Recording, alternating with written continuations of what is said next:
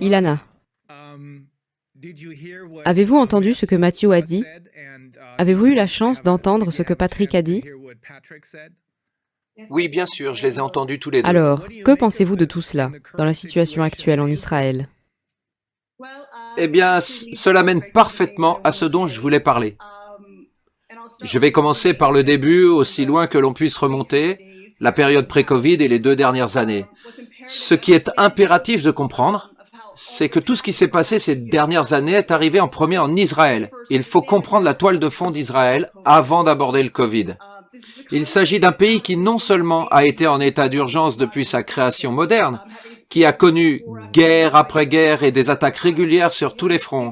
C'est un pays qui a abandonné mari, fils et filles pour garder cette patrie intacte. Non seulement ce pays a l'habitude d'entrer en action lorsque le devoir et les généraux l'appellent, mais il y a aussi une expérience juive unique, celle d'avoir été persécuté à travers l'histoire, jusqu'à l'anéantissement systématique de 6 millions d'âmes juives et de millions d'autres jugées indésirables. Le fait d'avoir avec Israël un mélange d'espoir et de confiance, d'histoire, d'idéologie, de théologie, de spiritualité et de réalité placée dans notre gouvernement nous permet enfin d'être dans un espace supposé sûr pour que la nation juive puisse s'épanouir sans préjudice. Du moins c'était le plan pour autant que la chair et le sang de ce nouvel ancien État l'aient compris.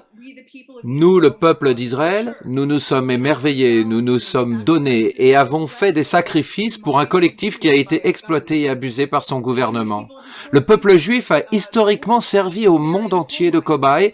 Nous agissons comme un reflet. Quand tout va mal ici, c'est le signe qu'il y a des failles dans le monde. Et nous savons, et l'avons vu à plusieurs reprises, que toute adversité qui commence avec le peuple juif ne se termine jamais avec lui. C'est un feu qui se propage pour nous consumer tous. Et il y a une bonne raison pour que tous les regards soient tournés vers Jérusalem. Nous ne sommes pas seuls à subir cela. Nous, les gens de cette terre, avons maintenant l'occasion, face à ces pertes profondes, de nous voir les uns les autres, sans les œillères et les directives que les pouvoirs en place voudraient nous faire croire aux uns et aux autres. Ainsi, dans un contexte de confinement des plus sévères à ce jour, du moins à l'époque, nous étions les premiers à être restreints à 100 mètres de la maison. Seul un pays sur 3 a appliqué le masque obligatoire à l'extérieur. Nous avons également été les premiers parmi les rares à fermer nos aéroports et à créer un ghetto à ciel ouvert et des bracelets de sécurité proposés à la location pour surveiller les mouvements des voyageurs de retour au pays à la place de la police. Vous avez donc ce contexte unique de confiance en notre gouvernement et un public citoyen captif qui recevait des informations les maintenant dans cet enfermement et qui était le seul à le faire en hébreu. Dans la plus exquise des trahisons, le premier ministre de l'époque, Benjamin Netanyahou, en décembre 2020 a informé, et je dis bien informé, le pays à la télévision nationale que nous serions tous vaccinés d'ici mars. Il a ensuite fait tout ce qui était en son pouvoir pour mettre en œuvre cette déclaration. Ce qui a donc suivi a été une révélation. Il y avait un contrat déjà signé et scellé entre Pfizer et Israël.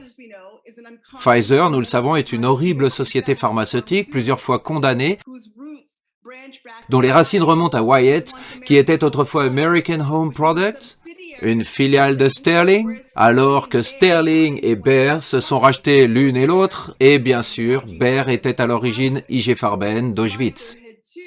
Pfizer a dû choisir ce peuple, une fois de plus, pour ses dossiers médicaux complets et numérisés de ses citoyens et remontant à des décennies. Nous sommes dans un petit environnement hermétique, et cela a l'air de satisfaire les responsables médicaux du gouvernement.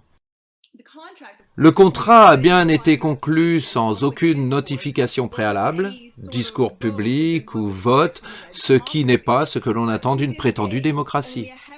À ce jour, seule une version fortement expurgée de ce contrat a été montrée au public, une version dans laquelle nous avons payé 2,5 fois le prix par flacon par rapport à d'autres pays et qui nous rendrait redevables des clauses pénales, des restrictions et de l'exclusivité relative de Pfizer. Un autre simulacre de démocratie, les procès-verbaux de la Commission sur le Corona qui détermine la politique en constante évolution à laquelle nous continuons d'être soumis, n'ont pas été rendus publics et ont été classés top secret en vertu d'une loi de confidentialité de 30 ans. L'État a ainsi affirmé, je cite, « Le droit du public à savoir n'est pas absolu ». La Commission du Corona a récemment fait à nouveau les gros titres. C'était un panel de quelques 90 experts, moins de la moitié étaient des médecins, 16 manquent de toute expérience clinique pertinente, 50 autres sont une combinaison d'agents et de soignants, de vétérinaires, de porte-parole et de chercheurs en communication. Mais ce qui est intéressant, ce sont les 26 identités restantes, près d'un tiers, qui continuent d'être dissimulées en raison de leur position dans la sécurité et la recherche. Ce qui a suivi est une opération pour injecter autant d'Israéliens que possible, mais cette nouvelle technologie, pour la première fois, n'était pas seulement une violation des codes de Nuremberg, qui ont résulté de la torture des tests humains sur ce même peuple, mais a clairement violé de manière irréfutable les principes les plus fondamentaux de ne pas nuire et de consentement éclairé. Le consentement éclairé est, ou plutôt était, le fondement de la médecine moderne. C'est la réponse aux atrocités de l'Holocauste et à la conclusion des procès de Nuremberg et à leur codification ultérieure. Le consentement éclairé est défini comme étant, je cite, le processus par lequel un prestataire de soins de santé informe un patient des risques, des avantages et des alternatives d'une procédure ou d'une intervention donnée qui trouve son origine dans le droit du patient de décider de ce qui arrive à son corps. Le patient doit être compétent pour prendre une décision volontaire et la documentation du processus est un élément essentiel. Le consentement éclairé est une obligation à la fois éthique et juridique pour les praticiens médicaux. Les Israéliens n'ont pas bénéficié du consentement éclairé. Ils n'ont pas été interrogés sur leurs antécédents médicaux ou sur le traitement génétique qu'ils ont reçu. Ils ont reçu une injection et sont restés assis au mieux pendant 15 minutes avant d'être renvoyés chez eux. Aucune liste d'effets secondaires potentiels n'a été donnée, ni aucun numéro de médecin à appeler au cas où quelque chose irait mal après l'injection. Les injections ont été administrées à une vitesse folle, précipitant la population, en partant des plus âgés en moins de quelques semaines et ainsi de suite en fonction de la tranche d'âge. De plus, toute personne accompagnant une personne âgée était souvent autorisée à recevoir également une dose afin de ne pas la gaspiller en fin de journée. En Israël, la campagne de peur, de coercition, de menaces et d'incitation n'a fait qu'empirer avec le changement de gouvernement au profit de Naftali Bennett, qui a été couvert d'éloges lorsqu'il a fait écho au président américain Biden, en proclamant que sa tolérance pour les non-vaccinés était épuisée, et à cette autre occasion où il voulait que les parents se battent entre eux pour se conformer. Il a encouragé les gens à appeler leurs voisins à faire leurs devoirs civiques. Il a violé le caractère sacré de la relation parent-enfant à plusieurs reprises en se rendant à la télévision nationale et en demandant directement à nos jeunes de se faire vacciner de peur d'être contraints de devoir restreindre leurs vacances d'été. Et ce, dès les premières semaines et les premiers mois de son mandat de Premier ministre. Le marketing agressif de l'ancienne devise culte, sûre et efficace, comprenait même des mensonges purs et simples. Comme en février 2021, lorsque Netanyahou a fait une vidéo qui affirmait directement que l'injection avait été approuvée par le FDA, bien avant que cette approbation douteuse ne soit effectivement donnée. Cette campagne médiatique perpétuelle a attaqué les faits remarquables sur lesquels nous devions faire la lumière dans tout le narratif Covid, à savoir que la plupart des infections pour les personnes âgées et celles avec comorbidité sont proportionnellement moins à risque, tandis qu'elles le sont pour les jeunes. Ainsi, comme s'il s'agissait d'une campagne de pub à répétition dans les jours précédant le prochain groupe d'âge ciblé, les médias se mettent à bombarder les chaînes avec de soudaines et toutes nouvelles effrayantes histoires d'hospitalisation et de conséquences sanitaires désastreuses. D'abord les femmes enceintes, puis les jeunes de 16 ans, puis les jeunes de 12 ans, et enfin passer à un nouveau point de non-retour pour nos enfants de 5 ans. On a fait croire à de jeunes enfants en bonne santé qui ont peut-être déjà eu une infection au Covid et s'en sont sortis au cours des années précédentes avec toute leur vie devant eux, qu'ils devraient se précipiter à prendre un produit encore à l'état d'essai dans leur système cellulaire sans la moindre donnée existante sur la sécurité à long terme en matière de santé. Aucun système n'avait été initialement installé pour enregistrer les effets indésirables à la suite de l'injection. Et ce n'est que récemment, plutôt tardivement, qu'une telle base de données a été mise en place et à ce jour, son existence est pratiquement inconnue du grand public. Ce n'est qu'avec les efforts héroïques de Nakim.org, le comité du peuple d'Israël et le documentaire de The Testimonies Project de Avital Livni que s'est fissuré le récit heureux que nous avions en Israël. En fait, et c'est assez infâme, lorsque le ministère de la Santé a posté sur Facebook que le rappel semblait être à la fois sûr et efficace, ils ont reçu plus de 27 000 commentaires d'abonnés israéliens dressant des rapports catastrophiques sur les dommages ou la mort encourue à la suite de l'injection. Eux-mêmes, leurs amis et parents, certains d'entre eux postant des documents pour le prouver. Et le ministère de la Santé a complètement paniqué, a désactivé la traduction en anglais et a commencé à supprimer ses commentaires en prétendant qu'ils contenaient des insultes. Mais malgré ça, beaucoup ont été sauvegardés avec des captures d'écran, ce qui n'est qu'un aspect de la dissimulation des données. Nous avons nous-mêmes soumis une demande d'accès à l'information en mars dernier pour savoir combien de personnes étaient mortes après l'injection et la réponse du ministère de la Santé a été qu'ils ne le savaient pas. Non seulement il n'y avait aucune chance d'enregistrer le déluge d'effets secondaires qui n'étaient que trop réels, n'ayant pas reçu de consentement éclairé, le citoyen moyen ne pouvait pas comprendre si des effets indésirables avaient été corrélés à l'injection prise les jours, semaines et mois précédents, et encore moins pour ceux qui ont compris ce qui leur était arrivé. L'incitation était si forte dans la population que les gens craignaient sincèrement pour leurs relations et leurs moyens de subsistance s'ils mettaient ouvertement en cause le récit officiel. Je dirais que pour convaincre le reste du monde de promouvoir les injections, aucune connaissance des dommages subis ne devait atteindre le public. Ce qui aurait dû laisser le peuple d'Israël entièrement dans le flou, ayant été soumis à des tests humains d'une part et privé de recours ou même de reconnaissance des dommages causés d'autre part, dommages qui continueront à être révélés pour les années à venir. En fait, si vous regardez les parties du contrat de Pfizer qui sont visibles, vous verrez que les objectifs principaux de la recherche n'étaient pas du tout de découvrir des signaux ou un manque de sécurité, mais plutôt un effort épidémiologique pour tester une potentielle immunité collective. Et bien sûr, le concept d'immunité collective est ici un faux drapeau à part entière. Il était bien connu de Pfizer, Moderna, Fauci, le scientifique en chef de l'OMS et le chirurgien général des États-Unis, pour n'en citer que quelques-uns, que cette technologie n'a jamais eu la capacité d'arrêter la transmission. Netanyahou a acheté 60 millions de doses au tout début pour une population de seulement 9 millions de personnes. Eh bien, à mon avis, il en était aussi parfaitement conscient. Alors qu'il était annoncé dès le début 4 doses par personne, moi-même je ne pensais pas que ce ne serait que dans un délai d'1 an seulement. Le mois de janvier 2022 a enregistré plus de cas positifs au Covid que les 2 années 2020 et 2021 cumulées. Nous aurions pu probablement conclure que cela a été un échec cuisant et un choc colossal. Au lieu de cela, il y a une recommandation ouverte pour une 4e dose à la population générale de 16 ans et plus. Cette 4e dose a été administrée à des Israéliens sans l'autorisation de la FDA, ni même nos propres études achevées à l'hôpital Sheba. Ces études à l'hôpital Sheba n'ont en fait commencé qu'après le lancement de la 4e dose. Et c'était au Premier ministre Naftali Bennett d'aller à la télévision pour nous assurer qu'il était parfaitement sûr de prendre la dose 4 de ce produit 3 fois raté. Bennett a exprimé sa position de manière absolument claire lorsqu'il a admonesté le ministère de la Santé lui-même pour avoir mis trop de temps à commencer cette 4e injection. Et comme il l'a déclaré à Davos, il y a seulement quelques semaines, sa méthode est « agissez vite ou vous pourriez perdre ». Bourla a récemment reçu, à notre grand embarras, le prix Genesis d'Israël. Et dans cette vidéo, à la manière d'un propagandiste, il est félicité pour sa perspicacité en ne prenant pas les fonds de la FDA afin de pouvoir raccourcir et contourner la bureaucratie en place dans le but d'obtenir l'autorisation.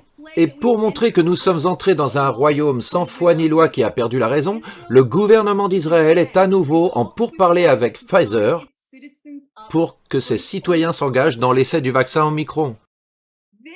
Ceci alors que nous sommes toujours au pic de l'essai qu'ils sont en train de tester sur nous. Et ce, même si les principaux médias ont rapporté que plus de la moitié de la population israélienne a attrapé et s'est rétablie d'Omicron. C'est d'une absurdité sans nom. Sans parler du risque exponentiellement accru d'injecter un corps déjà guéri.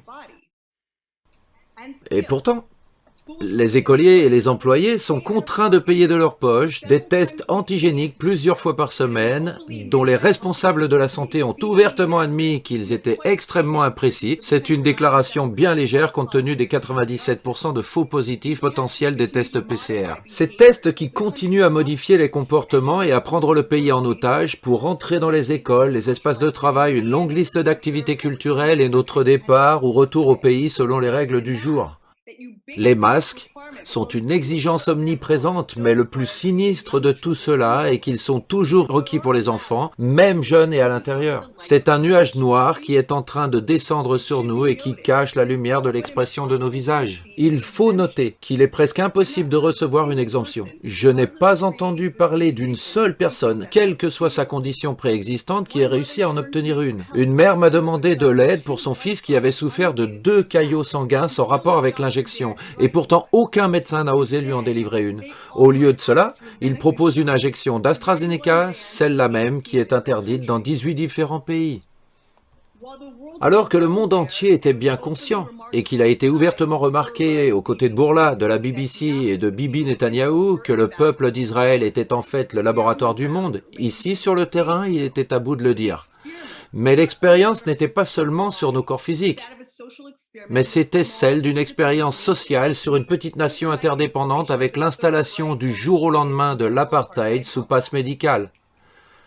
Le pass sanitaire, la population qui jusque-là, et ça n'a fait qu'augmenter depuis, a été soumise à une telle dissonance écrasante avec des changements de réglementation, de restrictions du matin au soir, de la nuit au jour, ne savait plus ce qui était la loi de ce qui n'était qu'une recommandation. On a vraiment cru que ce pass sanitaire avait été légiféré, tout comme le fait de ne pas recevoir sa famille ou ses amis. Ils ont restreint l'accès à l'hôpital, à l'université, aux événements culturels, aux cliniques et bien sûr, dans les terribles dégringolades qu'il a provoquées pour votre santé, menacé certaines personnes de leur interdire les soins si elles n'étaient pas injectées. Et ce, alors même que notre ministre de la Santé, Nitzan Oritz, a été littéralement filmé en train de dire que l'injection n'avait aucune valeur épidémiologique. Et comme c'était déjà vrai avec la 3e, il manquait une dose à tous les injectés pour avoir le pass.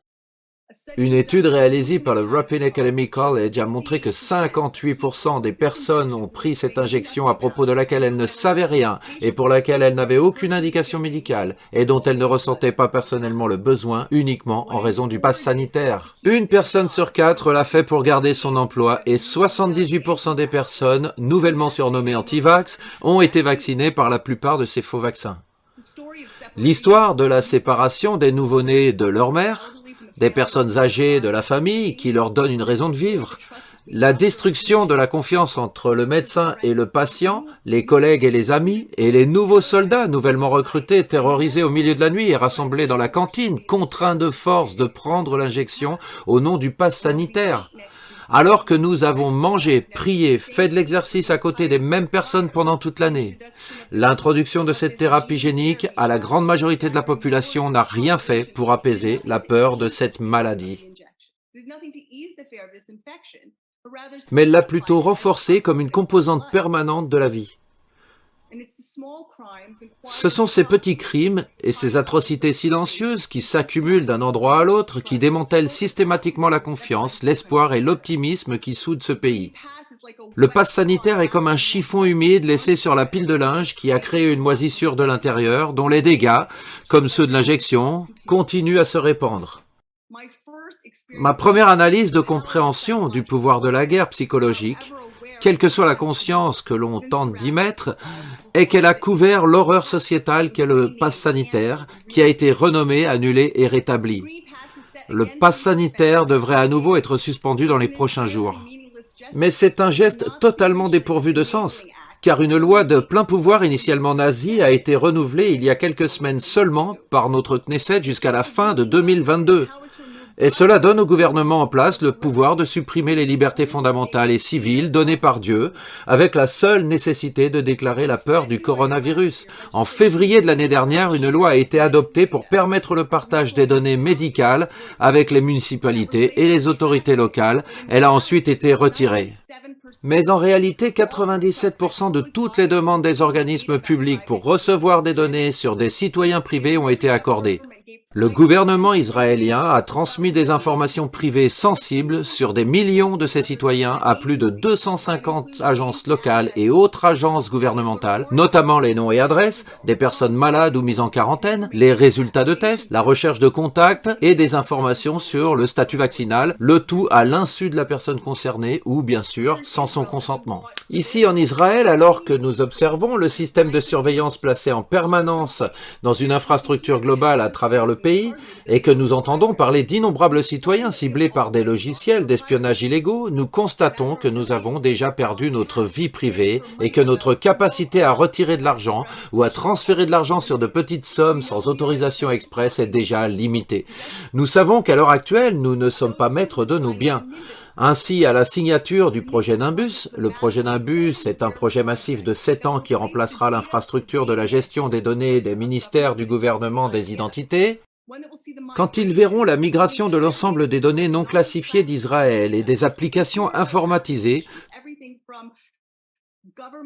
tout de la paye des militaires et paiement de l'aide sociale, aux pensions, ainsi que les dossiers médicaux personnels et les déclarations d'impôts sur les sociétés des citoyens israéliens privés, eh bien, au lieu des dizaines de sites décentralisés d'autrefois, tout sera dans le même panier, dans le nuage du conglomérat de Mordor, Amazon et Google. De plus, inutile de rappeler que le Forum économique mondial a infiltré tous les gouvernements du monde entier. Ainsi, nous savons que les intérêts extérieurs ont une influence directe sur nos souverains ou sur nos nations souveraines. Nous savons que les bases de données vont croître et continuer à croître au fur et à mesure qu'ils recueillent nos informations médicales sur les passeports numériques. Il y a 100 milliards de photos déjà prêtes pour la reconnaissance faciale de chaque personne sur la planète. Et chaque clic, chaque like et chaque réponse de la vie réelle sur des algorithmes des médias sociaux ne laisse aucun aspect de l'expérience humaine trop petit pour être collecté pour la construction de son jumeau numérique. C'est la démolition de notre monde tel que nous l'avons connu. Alors que nous semblons nous y diriger comme si c'était inévitable, je pense que c'est une image du futur déterminée par Hollywood plus que par Dieu. Et ceux qui ont le pouvoir cherchent à accéder et à contrôler toujours plus de sources de vie essentielles en brisant des cercles vertueux. Avec la promesse rompue de ne plus jamais recommencer, nous avons repris le fil du passé et nous nous retrouvons sur le chemin de la destruction qui viendra non seulement nuire à l'ensemble de l'humanité, mais à tout ce qui marche et rampe, ce qui est vert et se déploie, biologique, la vie fertile. Ceux d'entre nous qui sont témoins de ces changements à travers le monde le font avec la gratitude d'avoir eu l'œil pour y voir les changements qui s'opèrent. Cette gratitude s'accompagne également de l'obligation de faire tout ce qui est en notre pouvoir, la pensée, nos actions et notre volonté pour maintenir cette continuité de la création dans l'espèce humaine 1.0.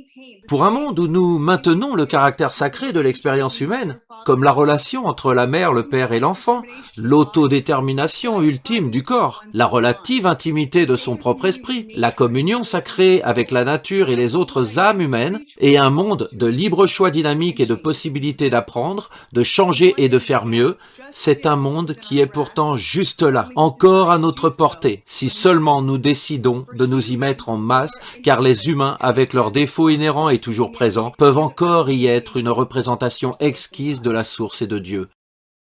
Merci. Merci, Ilana. Est-ce que quelqu'un en Israël a-t-il fait des liens? Est-ce que quelqu'un a vu ou même remarqué que tout a commencé en Allemagne, encore une fois, avec un professeur qui a inventé le test PCR sur lequel tout est basé, y compris les vaccins? Est-ce que quelqu'un a vu que le vaccin original BioNTech, la technologie a été, encore une fois, inventée en Allemagne?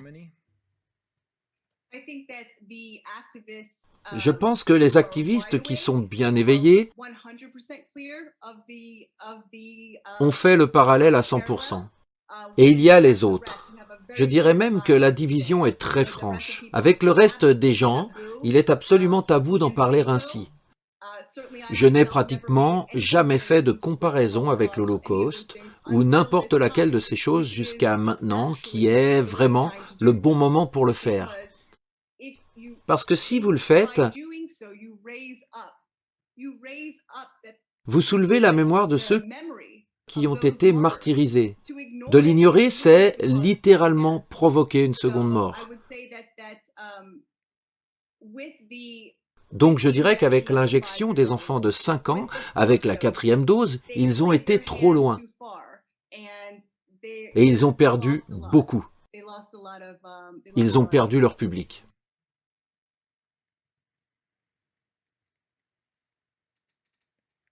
Alors, quelle est la suite?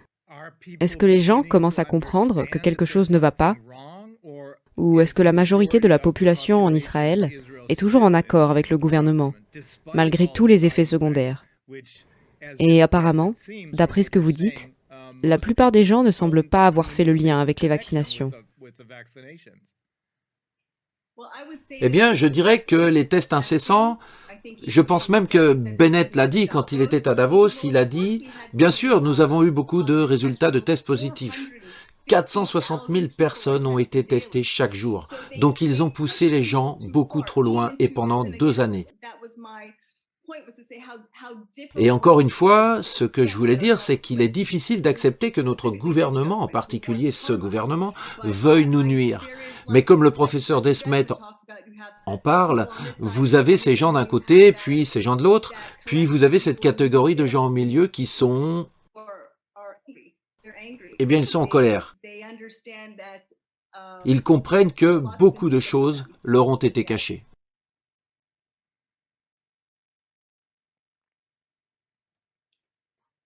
Bonjour Elena, merci beaucoup pour votre témoignage.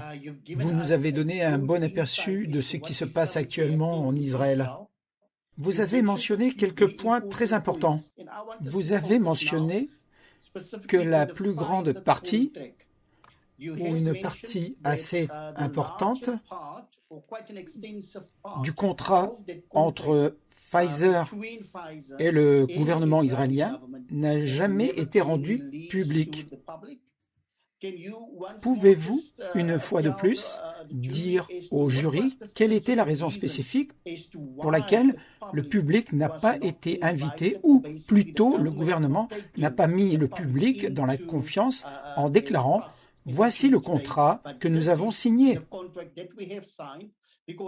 Parce que, évidemment, vous avez aussi donné des preuves où votre gouvernement a aussi fait une déclaration très, je dirais même très bizarre.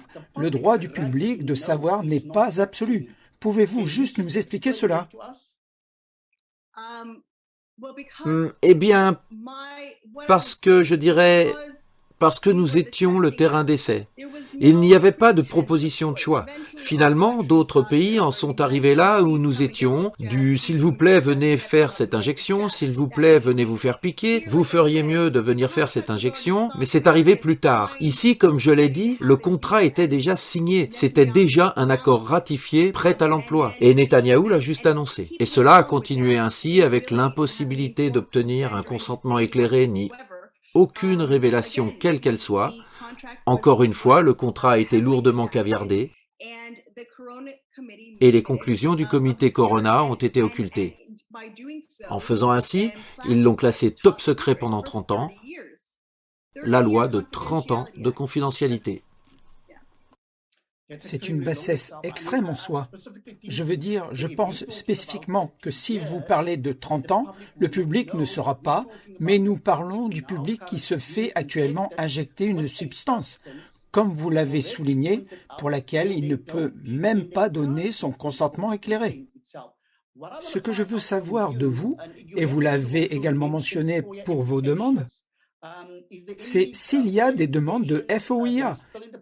Est-ce qu'il y aurait encore dans les tuyaux des organisations avec lesquelles vous seriez en relation et qui permettraient véritablement de déterminer le cœur de ce programme de vaccin ARNM en Israël? Ça, c'est sur un plan légal. Et je ne sais pas personnellement s'il y a des projets en cours en ce moment.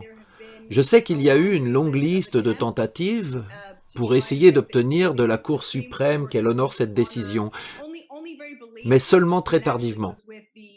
Et en fait, c'est ce que j'ai mentionné en février dernier lorsqu'ils ont essayé de permettre que nos données personnelles soient données aux autorités locales, et ce n'est d'ailleurs que très tardivement qu'ils ont résisté par tous les moyens possibles. Je n'ai donc pas connaissance d'une quelconque FOIA en cours. Et parce que la déclaration générale de la Cour suprême est que nous ne pouvons véritablement dire ni oui ni non quand il s'agit du monde de la médecine et de la science, en conséquence, le ministère de la Santé a toute latitude pour faire ce qu'il désire. Donc, si je vous comprends bien, la Cour suprême, de son propre chef, a fait une déclaration claire. Ils ne seront pas impliqués. Connaissez-vous des cas spécifiques qui ont été institués à la Cour suprême pour dire, vous savez quoi? Le gouvernement ne peut pas dire que nous n'avons pas un droit absolu. Le gouvernement ne peut pas dire que nous avons donné notre consentement éclairé, parce que manifestement, nous ne savons même pas ce que contiennent ces vaccins ARNM contre le COVID-19. À votre connaissance, y a-t-il une demande actuellement devant la Cour suprême? Ou Non. alors, est-ce que c'est juste relatif à la loi d'Israël, dans le sens où je pense que cela va être une bataille perdue d'avance? Il n'y a aucune chance que nous obtenions, ne serait-ce qu'une audience à la Cour suprême, qui est, je crois, la plus haute cour du pays. Encore une fois, il s'agit des spécificités de ce qui a été essayé et de ce qui a été stoppé. Je sais que l'obligation du port du masque et ce genre de choses, ce sont des questions qu'il vaudrait mieux poser aux personnes directement impliquées parce que beaucoup de ces choses-là se sont passées sans qu'aucun article de presse ni aucune annonce ne parvienne jusqu'à vous. Mais je sais qu'ils ont fait des tentatives et même dans un cas, le juge était tellement contrarié d'avoir été jugé qu'il a fait payer l'avocat l'intégralité des 2 parties de la procédure judiciaire. Merci beaucoup, Ilana. Cela signifie-t-il, Ilana, qu'en Israël, le système judiciaire ne fonctionne plus?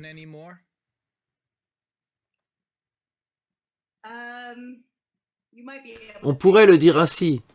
Il y a eu l'espoir que ce ne soit que quelques divagations, qu'ils se sont laissés endormir en grande partie dû à l'état d'esprit qui s'est instauré la première année.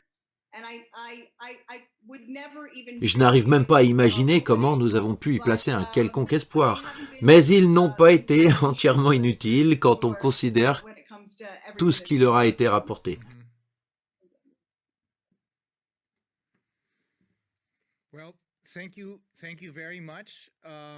Eh bien, je vous remercie. Merci beaucoup.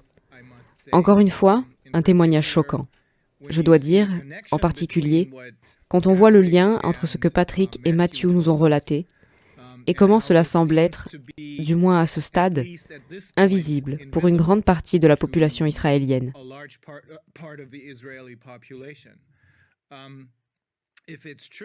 Si c'est vrai qu'Israël est comme le canari dans la mine de charbon, alors nous devrions tous être extrêmement prudents.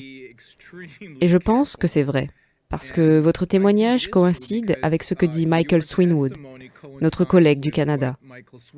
Maintenant, nous sommes tous des Indiens. Ou ce que notre ami d'Australie, David Cole, a dit. Maintenant, nous sommes tous des aborigènes.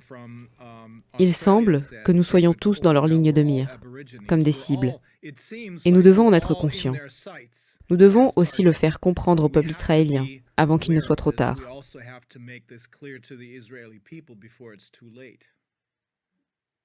Eh bien, merci beaucoup, Ilana.